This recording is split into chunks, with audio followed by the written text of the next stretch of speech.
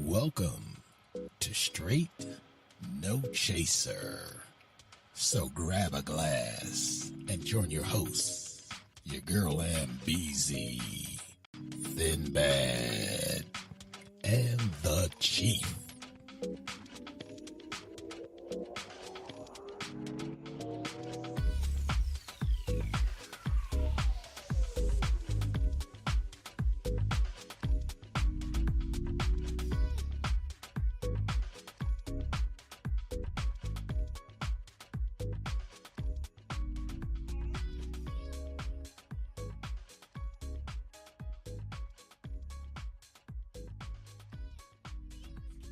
Good day, good people. How are you? Welcome to Straight No Chaser. It's your boy Thin Bad here, and where we never dilute the issues, we only serve the hard stuff. So I'm joined by Chief today, and Ambezy is Good evening. am busy. So, so we are glad we got a good show for you tonight, and glad you all tuned in. You know, public safety is always on the top of everybody's mind. We read about incidents every day that occur around the world. Some are mundane, some make you scratch your head, and others are just downright horrific. Any incident involving an arrest may result in some form of a court-ordered sanction, fine, community service, incarceration, or all of the above. The responsibility of prosecuting violators on behalf of the community is the responsibility of the state's attorney or the DA, as depicted on the TV crime shows that everybody sees. You know, everything, every night there's something. Exactly. There's probably something on right now that's dealing with that. That's right. But tonight, it's all about safety. We're joined by the chief prosecutor in Prince George's County, Maryland, State's Attorney Aisha Braveboy. Prince George's County is a thriving suburb of Washington, D.C., with nearly 1 million residents. Ms. Braveboy was elected state's attorney in 2018 and is no Johnny come lately to the challenges provided by the criminal justice system. Prior to her overwhelming victory to become the county's chief prosecutor, she served as a member of the Maryland House of Delegates. And I'm sorry I didn't have the opportunity to serve with you, but you held up. You held it up. I was in Baltimore City doing that, but I was gone by the time you got there. But heard great things about you. But during her tenure, she chaired the Consumer Protection Subcommittee and served as the chair of Legislative Black Caucus. Most importantly, she enjoys a reputation as an active community partner in the Largo Kettering area, working very closely with law enforcement, the school system, and others. So welcome to the show, Attorney Braveboy. Thank you so much for having me. Certainly, glad to have you here. But before we jump in, let me remind the audience really quickly that you can call in at 702-425-7789, or chat with us live, because we want to hear from you. But congratulations, Ms. Braveboy. You were elected overwhelmingly and assumed the office this past January, and I'm sure you had to hit the ground running. But with that in mind, I think we'd all would agree that communities across the country, including Prince George's, have challenges, with crime and all types of other things like that. But what's your vision for making the community safer, and how does it compare to that of other prosecutors in the region? Well, I would say that because I have had such an extensive background working with law enforcement when I was not the elected prosecutor, I bring with me a certain level of credibility within the law enforcement community as well as the general community. I worked for about 15, 16 years in juvenile diversion, and we were looking for ways to keep our young people out of the criminal justice system. And the organization that I was of counsel for was the Community Public Awareness Council. And I know that at least one person on this, other person I would say on this call knows that organization very, Right. very well. Sure. And so we worked really hard. When I was there, we had diverted well over 4,000 children from the criminal justice system. And then this past year, they eclipsed the 5,000 mark. So I think I have shown and demonstrated my commitment to our community, not just locking people up, but giving our young people a second chance, an opportunity to get it right, to learn from their mistakes, and also to be contributing members of our society. And that is the focus that I take into the state's attorney's office. Obviously, there are people who don't need to be among us. I mean, it is what it is. There are Sure. people who have very serious issues or who've committed very serious offenses, and they cannot be in the general population. However, there are a large number of people who need help, who need a second chance, who need someone to believe in them, and they have that in me as well. And so I bring that dynamic to the state's attorney's office, and I think that sets me apart from most state's attorneys, and I'm very proud of that. Wow, that's great. And you touched on something, Madam State's Attorney, about people, not just locking them up, but working with them and trying to see if there's some intervention type steps that you can take.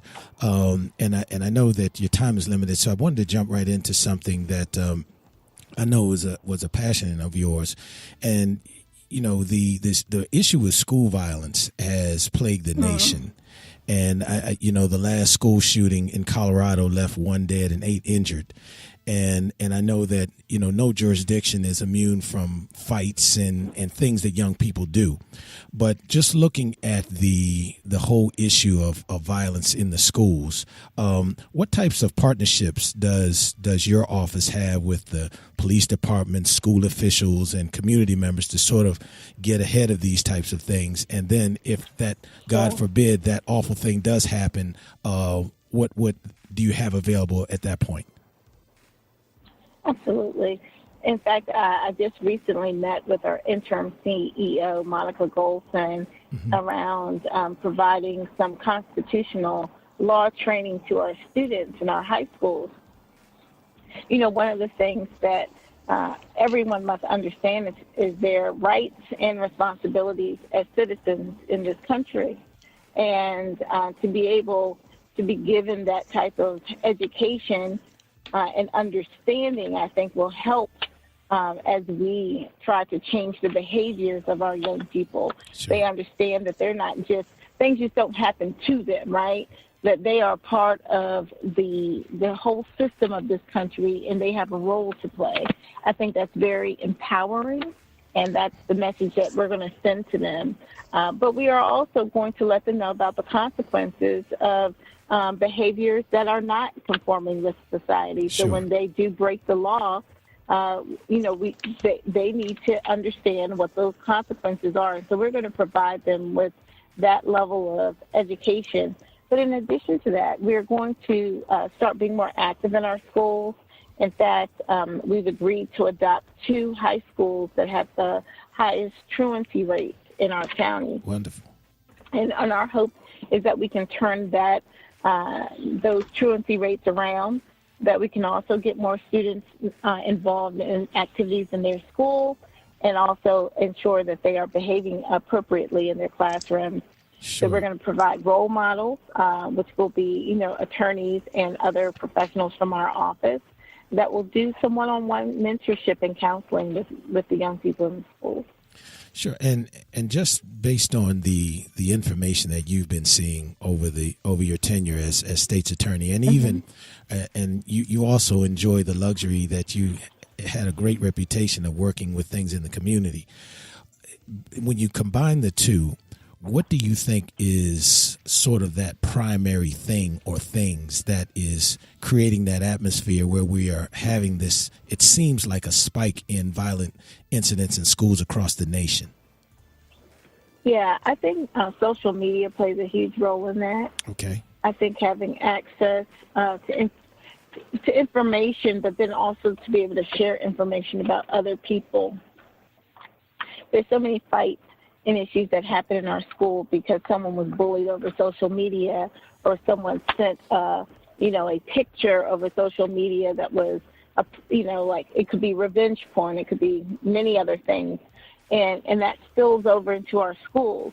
And so a lot of the fights, I won't say 100% of them, but the majority of our fights we can trace back to some social media, incident. And that's a big problem because that means that our young people are not being monitored like they should, using their phones and tablets and other devices. I really think parents need to be, kind of a little, they may consider it intrusive, sure, but exactly. they can really be saving their child's life. Sure. They really need to be involved in what they're being exposed to through the internet, because that, I can tell you, has been a huge source of problems in our schools. I would imagine it's hard to wrap your hands around that. That's kind of an everyday, all day kind of monitoring thing. Well, but there's different software that parents can install on their phones to monitor them. And the truth is, children, they don't want to be monitored. They're pretty sophisticated. They may be able to figure out how to get around it. But bottom line, if you're the parent, you're paying for the phone, you let them know. If you try to remove the software, or if you block my access to knowing where you are, sure, because there's also software that can track people, then you won't have the phone. And be very clear with them about the authority in the household, because children need to be disciplined. They need Absolutely. structure. That's They may great. not want it, but they need it. And then at some point when they get in trouble and they finally get that structure, then they realize, hey, I should have had this all along.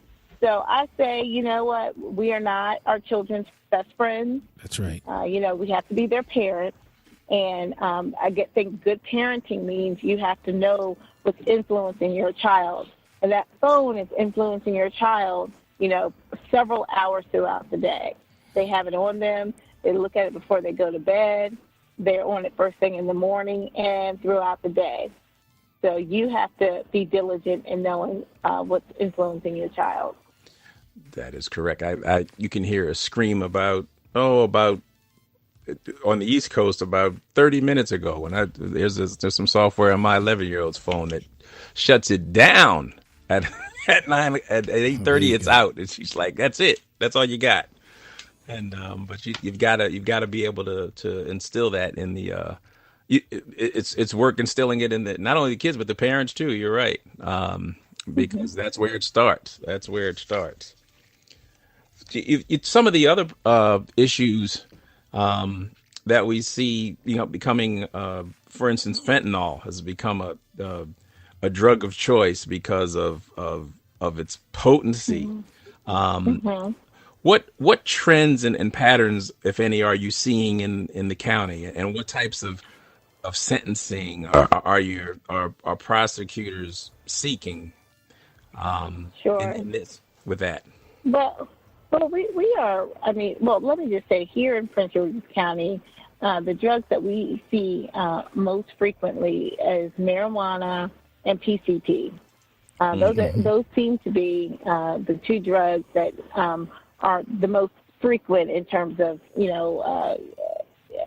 a drug-related arrest. Arrest, right. So we do, our policy around marijuana, we're really reviewing it, because in many ways there's a sort of a mixed message being sent. On the one hand, we have legalized medical marijuana. Right. We have the District of Columbia, which we sit right next door to, has legalized recreational marijuana. So there are people who, and go to the district and then they come back over here and they may have to bring something with them. That's just the reality of today. And then you hear a lot of elected officials and people running for even President of the United States talking about how we need to legalize marijuana. So the message that our young people are hearing is that